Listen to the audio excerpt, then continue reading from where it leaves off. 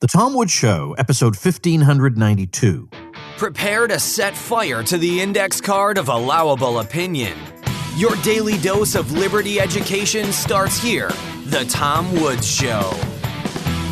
Folks, if you're like me, one of the most demoralizing things is when someone utters the truth and then lamely apologizes. Well, not these folks. I've got a free ebook of stories from heroic professors who told the PC mob to go pound sand. Stories from Jordan Peterson, Michael Rechtenwald, and others. Check it out at againstthemob.com.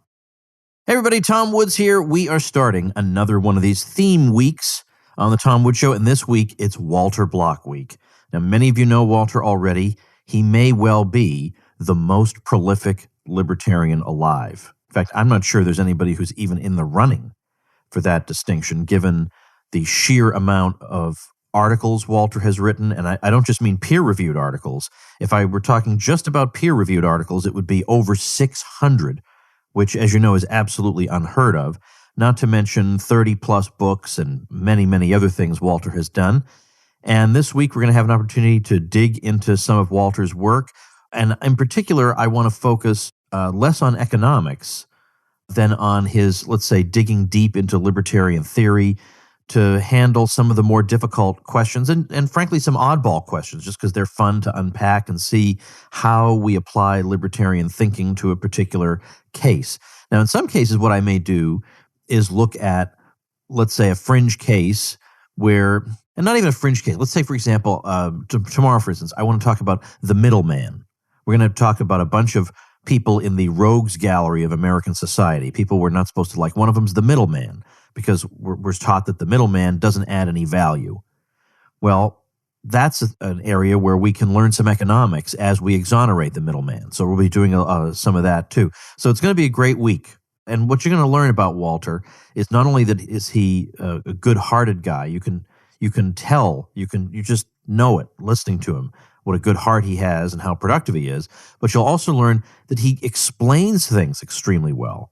He takes difficult concepts and makes them very, very clear and easily understood. Today, I want to start with an episode on Walter himself, because here's a guy who was converted to the cause of economic liberty by Ayn Rand herself and her inner circle. I mean, he literally spoke to them directly and eventually was converted. So we're going to spend a little time talking about that today. Walter Block is a professor of economics at Loyola University, New Orleans.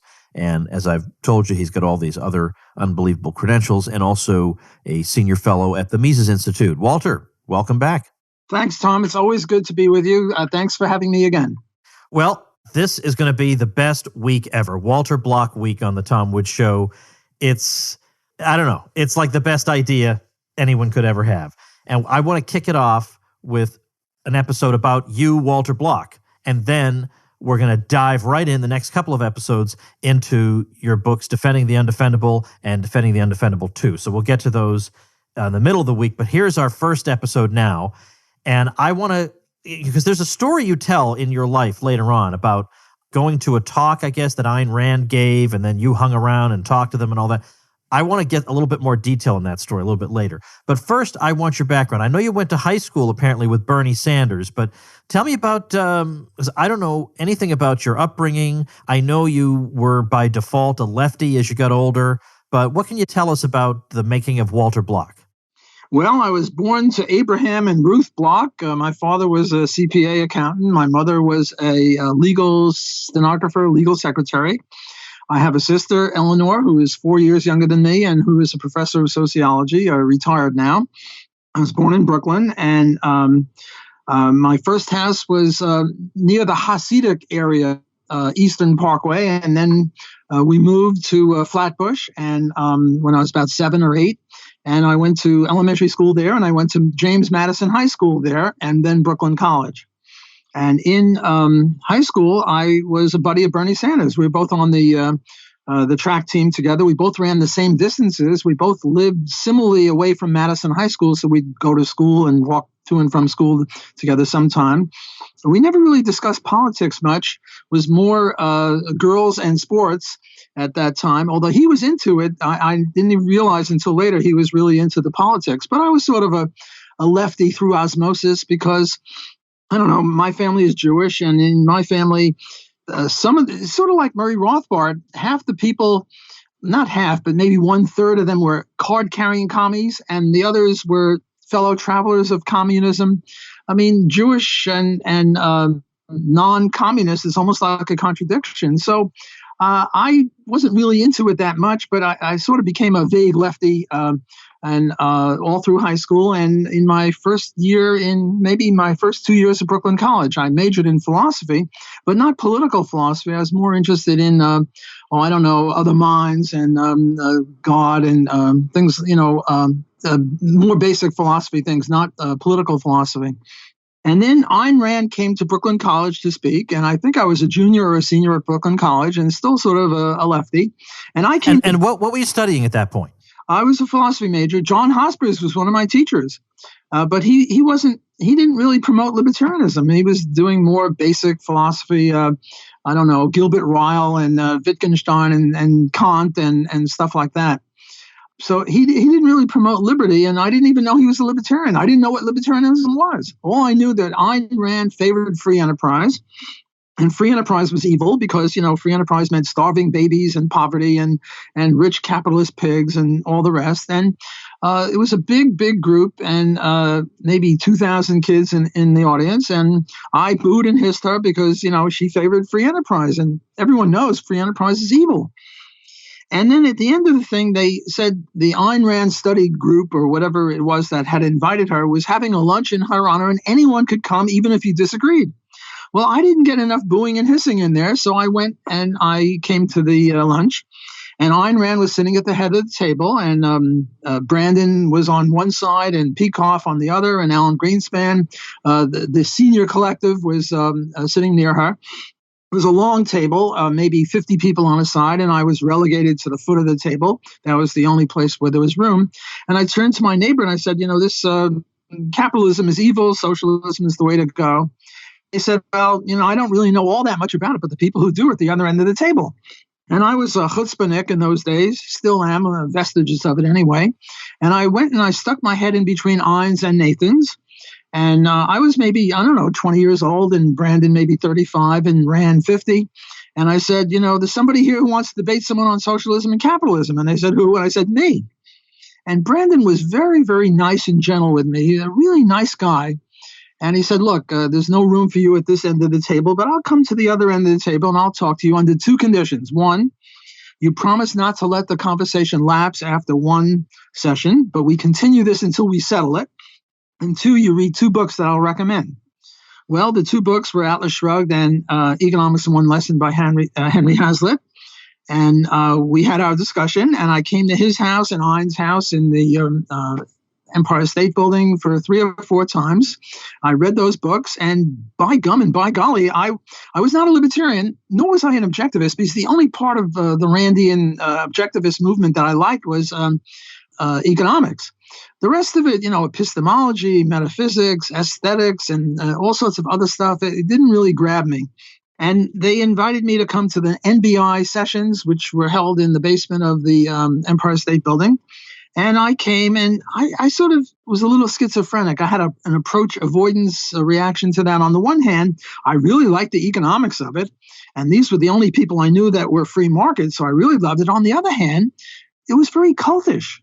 If you asked Ayn Rand a question like, well, on page 42 of Atlas Shrugged, you said this, could you elaborate it on or tell us where you got the idea or something? That would be a good question, and she'd answer it.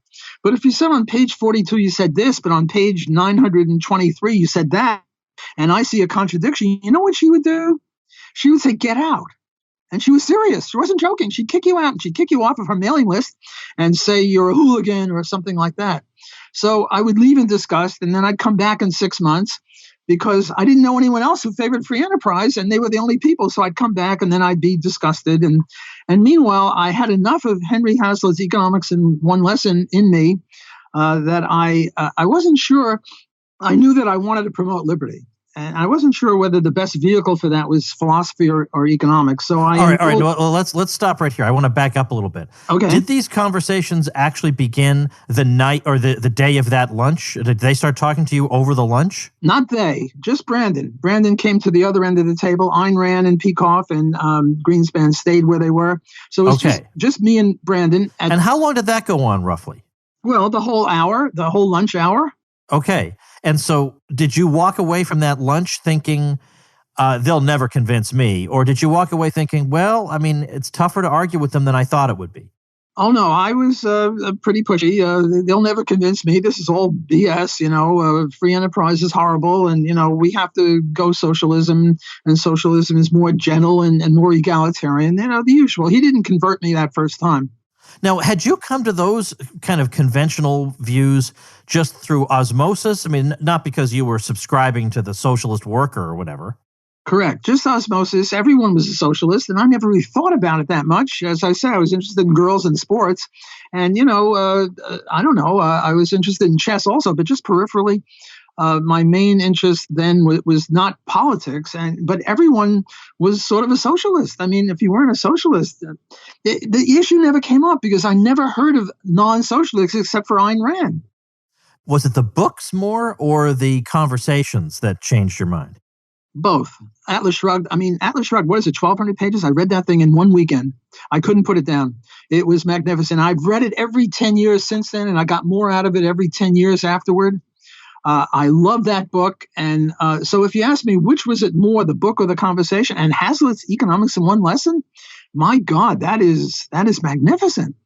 So I would probably say maybe 2/3 the book and 1/3 my conversations with Brandon and Rand and Peikoff and Alan Greenspan and other people like that. This is a long time ago, right? I mean, what year is this? This is 1964. 1964, right, so maybe I can forgive you if your recollection of the precise details is a little fuzzy at this point. Right. But are there any moments that you recall of Ayn Rand speaking to you in particular? I mean, was she patient or impatient? Was she condescending? Was she friendly? Like, what is your impression? Very, very friendly, exceedingly friendly. They were all very friendly. There was no, you're an idiot for, not being a capitalist. Very, very friendly. I mean, but, they would say, well, your view on the minimum wage is we have to raise the wage, but what about, this, or what about what Hazlitt said? And by this time, reading those two books really got me maybe 2/3, maybe 3/4. But Brandon and Rand were very, very kind and very courteous and very supportive. Not like the Rand that you see on stage or on TV interviews where she was tough. It's sort of like with neophytes, they're very gentle. But if you then agree and then you become a turncoat or you disagree with them on anything, and even, taste in music, they like Rachmaninoff and I like Mozart and Bach and then the atheism, the story with Murray, why Murray and she broke because Ayn Rand was very gentle with Murray. She said, "I'll give you 1 year to convert Joey into atheism, and then you have to divorce her." But she gave him a whole year. But then again, Murray was on the inner circle, so she was tough with him. But with me, I was just a baby, and with babies, they babied me. Okay, fair enough. So did there come a time when, at least on the economics, I get the rest of the objectivist baggage wasn't interesting to you, but on the economics, was there a time when you said to them, all right, listen, you've converted me? I mean, was it that explicit that you actually said, you win? Oh, yes. I thanked them for converting me. And then he invited me to come to the NBI, the Nathaniel Brandon Institute lectures. Oh, I was I was never in the inner circle, but I was in the outer circle, but I was, part of the gang. And I thanked them for converting me. And I was very grateful to them. They had opened my eyes. And, I was then a limited government libertarian, not an anarchist. Okay. That came a little later with Murray, but yeah. But before we get to that, so was there then a time when so you weren't in the inner circle, but they knew you and they probably were interested in how your academic career was going. Did anything happen where you had a falling out with them? Well, it wasn't a falling out. I never said, never darken my door again. It's just that I never, I didn't go, you see, I would have this approach avoidance. Every 6 months, I'd go back for a month and then I'd leave and then I'd come back. And then when I met Murray, I never went back there. Okay. So now let's talk about that. What are the circumstances under which you met Murray Rothbard, and what were the arguments he made that made you abandon limited government libertarianism for the more radical variety? Right. Well, I was taking masters in philosophy and in economics because I wasn't sure which way to go. And then finally, I decided it was economics. And then I was taking philosophy at City College, Brooklyn College, and economics at City College. And then I decided economics is the way to go, and I enrolled at Columbia. And I met this guy, Larry Moss, who was an intimate of Murray. And Larry Moss said, "You must meet Murray Rothbard. Your views and his are very similar. And Murray's an anarchist." And I said, "What, an anarchist? I don't want to meet an anarchist. Anarchist is crazy." And Larry and his roommate, Jerry Wallows, ganged up on me. I remember we were standing on a sidewalk one day, and they somehow ganged up on me and said, "You must meet Murray." And finally, I agreed I'd meet Murray. And I met Murray, and he converted me to anarchism in about 5 minutes. Well, maybe 10 minutes. It was, to meet Ayn Rand was in the Reader's Digest, they once said, who is your most unforgettable character? Well, Brandon and Rand were really unforgettable characters, but Murray is unforgettable squared or cubed or whatever. Murray was magnificent. What he did, in karate, what you do is you punch the other guy in what's that other one? Judo. What you do is you use the other guy's momentum against him. Namely, he charges you and you throw him over your shoulder, but you use his momentum. That's what Murray did to me. He didn't use karate. He used judo on me, intellectual judo. Namely, he used Henry Hazlitt's arguments on armies, courts, roads, police, things like that. He said, well, look, you see why we shouldn't have a post office. A government post office, because, exit, if a post office does a good job, it'll increase its market share. If it does a bad job, it'll lose money. It'll have to leave. Other people will become post offices. Why wouldn't that work for police? Or why wouldn't that work for roads? Or why wouldn't that work for courts? And I couldn't answer it because he was using Hazlitt against me. Boy, Murray was nasty. I'm kidding, of course. So Murray converted me using Hazlitt's arguments on armies, courts, police, and roads, and other things that a minarchist wouldn't agree with. Okay, so now you're converted along those lines. You wind up going into economics. You get your PhD from Columbia University, and then you've had a fairly interesting academic career because not only, well, you know what? Before we get into that, there's a lot to talk about. Let's pause for a quick message. Folks, the year 2020 shows up a lot in science fiction, and a lot of predictions about the future turned out to be wrong. I mean, no flying cars yet, I'm afraid. Look, the truth is we'll always get the future wrong, which is why we need to get what? Life insurance right. That's where Policy Genius can help. Policy Genius makes finding the right life insurance a breeze. In minutes, you can be comparing quotes from the top insurers, finding your best price. You could save $1,500 or more a year just by using Policy Genius to compare life insurance policies. And Policy Genius doesn't just make life insurance easy, they can also help you find the right home and auto insurance or disability insurance. I've used it myself, and the process couldn't possibly be easier. So if your science fiction dreams for 2020 still haven't become science fact, don't get discouraged. Get life insurance. Be responsible. It takes just a few minutes to find your best price and apply at policygenius.com. Policy Genius will always get the future wrong. Better get life insurance right. Okay, let's get back to what I was saying. You have an academic career that's obviously very distinguished in the sense that you've published an almost unthinkable number of academic articles, and you've collaborated with many other scholars, but you have moved from one institution to another, and I wonder about the kinds of troubles you've run into because of your ideas, or, I mean, how would you describe, academia and how it's treated you and what you've seen over the years? Well, I didn't get tenure until I was 60 years old, which is not good. Usually people get tenure, they get their PhD at age, 30 or 28, and then 6 years later at age 34 or 35, they get tenure. I went to many, many schools, but I was sort of mouthy. I would challenge my tenured colleagues through a debate because they're a bunch of commies, pinkos, and Marxists and Keynesians.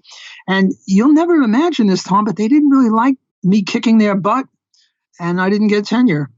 I taught at State University of Stony Brook. I taught at Rutgers Newark. I taught at Baruch College. And then I was 12 student. I got fired there finally because I could only write about stuff where Mike Walker and I agreed on, and he agreed on minimum wage and free trade and rent control, but not much else. And finally, what he said is, your next book is going to be on government, and it's going to be positive, the benefits of government. I said, Mike, this is going to be a very short book. And he said, no, I'm serious. You got to write about the how great government is. And I started looking for other jobs, and then he fired me for looking for other jobs. Then I went off to, Holy Cross, 6 years, and I didn't get tenure there, but I had good debates, and I kicked some butt there. And then I was at UCA, University of Central Arkansas, and I probably wasn't going to get tenure there either. And then this job here at Loyola opened up, and I applied for it, and I got it, although they offered it to Don Boudreaux first, but he somehow didn't take it. He went to George Mason, and then they offered me this job.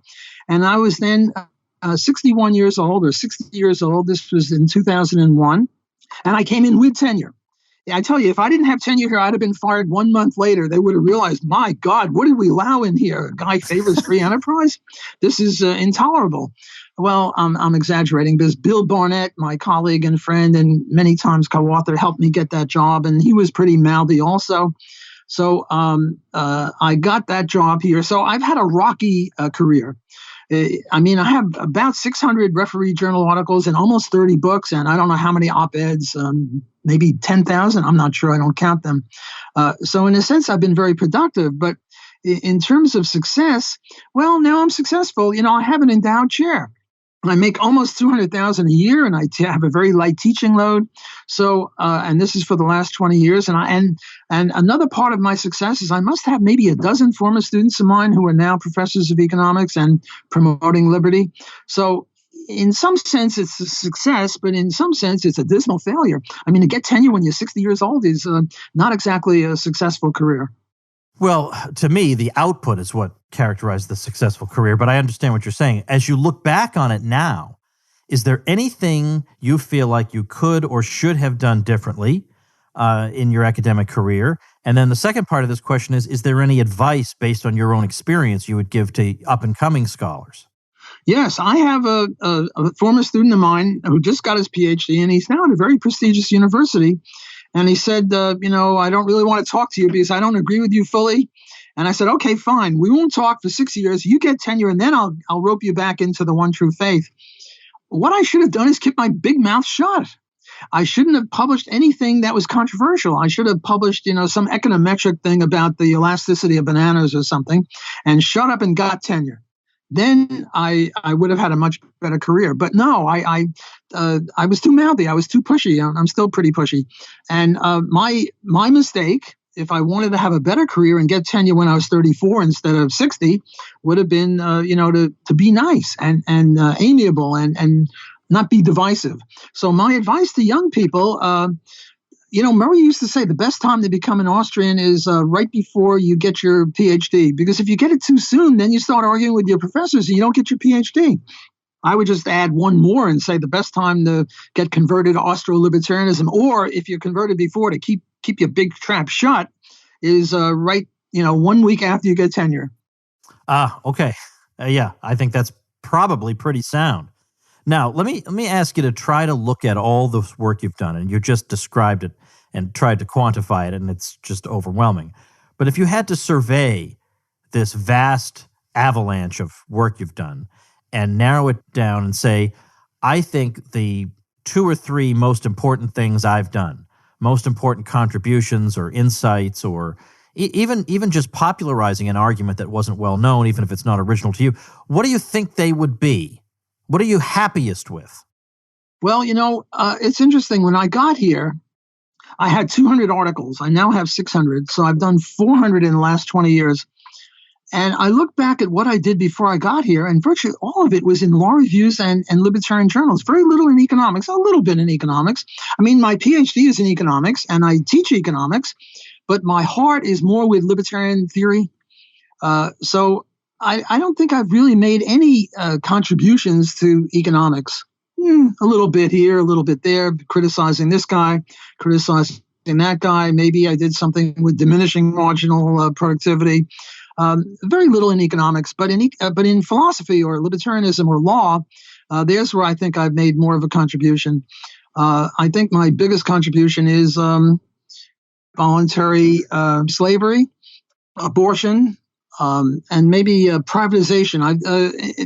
I have made some contributions in economics, privatizing roads, privatizing rivers and lakes, and privatizing space, and also blackmail. And I've done a whole book on blackmail. A lot of what I've done, like Murray Rothbard had one sentence in Man, Economy, and State on blackmail, and I wrote a whole book on blackmail. Murray, in a sense, my entire philosophical legal career is sort of climbing on Murray's back and getting a piggyback off of Murray. I think the reason I've been successful is I picked Murray, and I got up on his shoulders, and he gave me a piggyback, and I stood on his shoulders. And to some extent, to a great extent, I credit him for inspiring me, helping me, being my friend. Although I have one criticism of Murray. My big criticism of Murray is stomach cramps. You sit in Murray's living room, and all he does is keeps you deliriously laughing for hour after hour, and I get stomach cramps. That's my big criticism of Murray Rothbard. Well, that's not a bad criticism to have. And I only got to meet him a few times, but man, his personality just dominated whatever room he was in, and not in an obnoxious way, but it was just that, for example, I remember being at an event where somebody was talking about the evolution of the James Bond character. This was the early 1990s. And that he was now, with the Cold War over, now he was going to morph into some kind of creature who was going to defend like the United Nations or something. And Rothbard shouted out, "No!" He was so horrified at this. I mean, from the audience, he shouted this out. That was his sort of personality. So what I want to do then for the rest of the week is look at some of this work that you've done where you really have tried to fill in a lot of areas where there either wasn't much done or wasn't anything done to show that libertarianism can in fact solve whatever the problem is. I mean, it's not to say that you therefore get a, quote, perfect society. There are always going to be problems, but it doesn't mean that you need to use organized violence to solve the problems or to address them. So we're going to spend the next couple of days talking about Defending the Undefendable, volumes 1 and 2. A lot of people don't know there's a volume 2, so now they will. Then I want to talk about your run-in with the New York Times. And then on the last day of Walter Block Week, I'm just going to throw a bunch of these unusual sorts of topics at you and get your thoughts. So we're going to wrap up episode number 1 of Walter Block Week right here. Thanks, Walter. We'll talk to you again tomorrow. Tom, let me just add 2 more things that I'm very proud of. One is my stuff on sociobiology, why is it that if we're right, why there are so few libertarians, and the other is the Economic Freedom Index that I started when I was at the Fraser Institute. Thanks again for having me. My pleasure. Yes, and I'm glad you added those 2 things. So I'll put some stuff up. I'm also going to put a link to Walter's website. Walter's website is walterblock.com. And if you go there, you can look at this gigantic collection of articles, some of which are available online, but you can get that bibliography, that CV available there. All right, Walter, we're going to pick this up again tomorrow. Thanks again for having me, Tom. All right, folks, that's going to do it for the first episode of Walter Block Week. So fasten your seatbelt because the next couple of episodes we are indeed digging into Defending the Undefendable by Walter Block. So make sure you have subscribed. TomWoods.com/Apple, so you're getting all these episodes delivered to you automatically, and I'll see you then. Become a smarter libertarian in just 30 minutes a day. Visit TomWoods.com to subscribe to the show for free, and we'll see you next time. Like the sound of The Tom Woods Show? My audio production is provided by Podsworth Media. Check them out at podsworth.com.